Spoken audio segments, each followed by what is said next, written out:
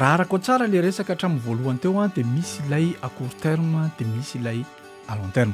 Hazavaiko anao mazava tsara ilay izy ka ny zavatra à court terme zany hoe ny fomba azahoanao vola rapide indrindra dia ny fivarotanao playback sy ny fivarotanao stamps. Inona moa zany ny multipiste. Amin'izao fotoana izao manerana ny tany ny olona tsy manam-potoana intsony.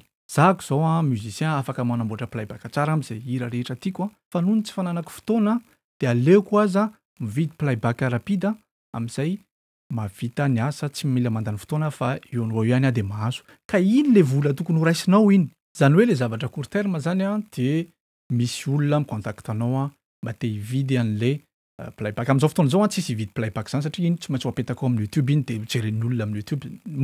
Amin'ny YouTube koa efa be dia be ny mpanao an'izany playback zany. Reny zany vitrinina ny olona daholo reny.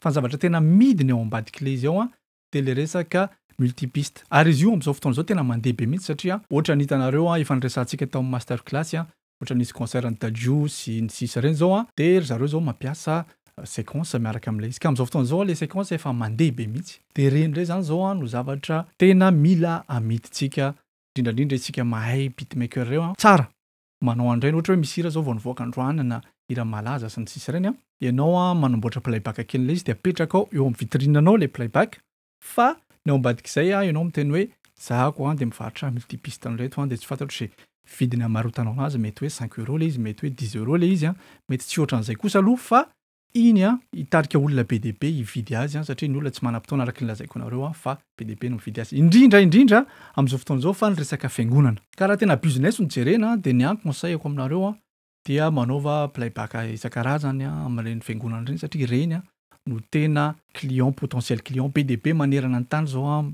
manana fiangonana daholo dia amin'izao tsy ampy ny musicien manera-tany sy ny sisa dia alohan'izareo mividy an'ilay playback iny. Mety milaza ianao hoe kely loatra zany 5 € zany fa ny erikerika matondra trano. Amin'izao fotoana izao koa efa be dia be ny manao an'ilay izy efa atondranareo 7 € moramora iny zany ilay izy dia lasa ny olona makany fa apetrao tsara le prix ao anatin'ilay fourchette-n'ilay izy fa be dia be ny olona liana amin'io. Tsy izay ny fomba hivarotanao anazy fa ohatra hoe misy an'ireny site 5€.com reny misy karazana site betsabetsaka zany afaka ametrahanao ny produit anao dia iny ny olona afaka mividy anazy zany hoe tsy apetraka ao rery hoe amin'ny YouTube rery ilay izy dia iny ny olona no mahita azy fa amina karazana plateforme raha malinanao dia mametraka commentaire dia alefako aminao daholo reto ny lista izay fantatro aloha dia mety mbola misy hafa ihany koa mety hitanareo.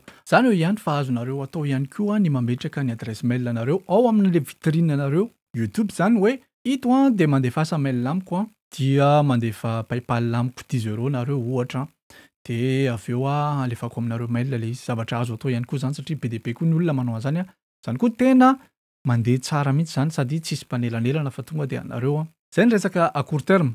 Fa à long terme zay tena important kokoa satria afaka miroborobo kokoa ny à court terme rehefa tsara petraka ny à long terme.